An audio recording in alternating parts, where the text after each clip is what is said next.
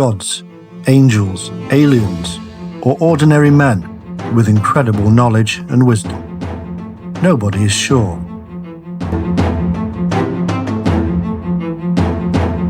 The culture of Mesopotamia is rich and complex.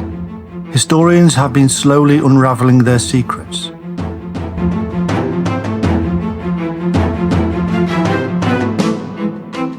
From the Epic of Gilgamesh to the many references of them in other cultures, the mystery of the Anunnaki is becoming more clear.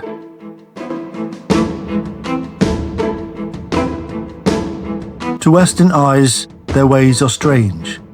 Over hundreds of years they have been called gods and angels, and now in our modern age, many see them as aliens visiting Earth and bringing great knowledge.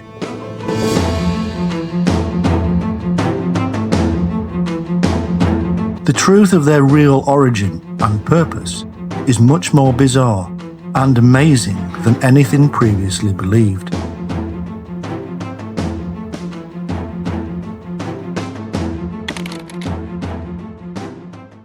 "6,000 years ago, in ancient Sumer, the first civilization carved thousands of tablets into stone. Not myths, not legends, logs, timelines, accounts. Written into those tablets were the Anunnaki. Their name translates to those who came down from the heavens.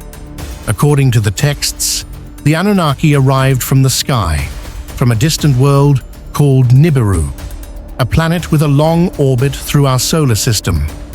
They did not come as saviors. They came for resources. Gold. Earth was a work site. The Anunnaki were divided into ranks. Rulers, scientists, laborers. They argued, they fought, they ruled. When the labor became unbearable, a solution was proposed. Create a worker, using the essence of the Anunnaki and the biology of Earth. Humanity was engineered, not born, designed to work, to serve, to obey. The tablets describe failed experiments, unstable beings, malformed prototypes, before the final version succeeded. Humans, but humanity grew too fast, too numerous, too aware. The Anunnaki feared losing control. They reset the world, a global flood, cities erased, knowledge destroyed. One human was warned, a vessel was built, life survived. When the waters receded, the Anunnaki withdrew, gone. They left behind fragments, monuments, star charts, stories carved into stone, and the records remain. The Anunnaki did not disappear from human memory all at once. They faded, slowly. Their names changed, their roles softened, their technology became magic. Over time, supervisors became gods, engineers became creators, commands became commandments. Humanity stopped remembering what the Anunnaki did and started worshipping what they were told they were. But the records never described miracles. They described procedures, measurements, instructions, punishments, rewards. The Anunnaki were not omniscient. They made mistakes. They argued among themselves. They feared rebellion. They feared replacement. That fear is written into the tablets. Again and again, humans were warned not to reach the heavens, not to build too high, not to seek forbidden knowledge, not because it was immoral, because it threatened control. The punishment for disobedience was not hell. It was removal, erasure from record. The Anunnaki monitored bloodlines. Certain families were favored, given longer lives, given authority, given knowledge. Kingship was not elected, it was granted. Royal blood was not symbolic, it was genetic. The tablets describe divine lineage not as blessing, but as inheritance, a diluted essence passed down, over generations. This explains why rulers across ancient cultures claimed descent from the gods, not metaphorically, literally. As centuries passed, the Anunnaki became less visible. Their appearances stopped. Their commands became indirect. Their presence shifted from physical to observational, watching, waiting. Humanity filled the silence with religion, with ritual, with belief. But belief was never required. Obedience was. Even today, the same patterns remain. Power concentrated, knowledge restricted, history rewritten, the past labeled primitive, the questions labeled dangerous. The Anunnaki story survives because it was never erased everywhere, only fragmented, buried, mocked, because a lie must be defended. But the truth only needs to exist. And the truth is this: human civilization did not rise naturally. It was accelerated. Human intelligence did not evolve smoothly. It was adjusted. Human history does not flow forward. It resets, again and again. If the Anunnaki were visitors, they behaved like owners. If they were creators, they behaved like managers. And if they are watching still, then humanity is not progressing freely. It is approaching review. Because the tablets never promised freedom. They promised return. And return does not mean salvation. It means assessment. They came down from the heavens. That is not poetry. That is the translation. 6,000 years ago, in ancient Sumer, humanity's first civilization carved thousands of tablets into stone.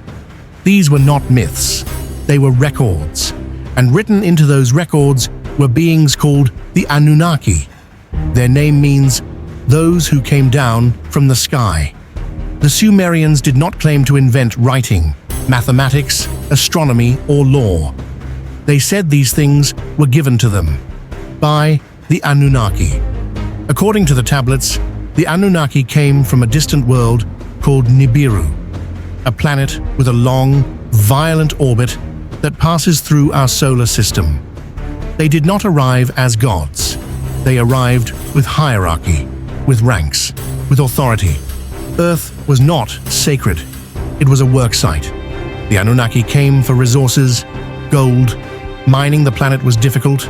The labor was brutal. Lower-ranking Anunnaki revolted. They refused to work. A solution was proposed: create a worker, using the essence of the Anunnaki and the biology of Earth. The tablets describe trial and error, failed beings, malformed creatures, unstable prototypes, then success. The first human, not born, engineered, designed to work, to mine, to serve. Humanity multiplied quickly, learned quickly, observed the sky, asked questions. The Anunnaki feared losing control. They altered humanity again, not physically, mentally. They limited awareness. Knowledge was restricted. Humans were not meant to become equals. As humanity grew louder and more numerous, a decision was made: reset the planet. A flood, global, deliberate, cities erased, knowledge drowned, civilization wiped clean. One human was warned in secret. Instructions were given, a vessel was built, life survived. When the waters receded, humanity restarted weaker, smaller, forgetful.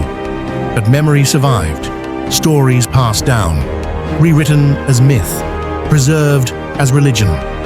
The Anunnaki argued after the flood, not out of mercy, but utility.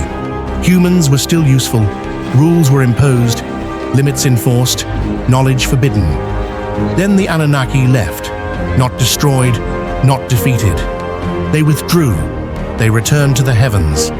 They left behind fragments, monuments too precise, stone cut with impossible accuracy, star charts showing planets invisible to the naked eye, a solar system mapped from above, a 12th planet, Nibiru, king lists describing rulers who lived for tens of thousands of years. Then suddenly, reigns shortened, as if something was gone. Modern archaeology uncovered the tablets. Scholars translated them. Then certain texts disappeared, reclassified. The Anunnaki story was ridiculed, not disproven. because ridicule is quieter than censorship. Ancient cultures across the world tell the same story: sky beings, creation, flood, departure. Different names, same events. If the Anunnaki were myths, the consistency makes no sense. If they were real, their story does not end with departure. The tablets describe cycles, returns, evaluations, not salvation, inspection. The gods did not demand worship, they demanded function, and humanity is reaching the same threshold again. Advanced technology, genetic control, artificial intelligence, space travel, the same markers that triggered intervention before. If the Anunnaki return, they will not ask what we believe. They will ask what we've built and whether we still serve a purpose.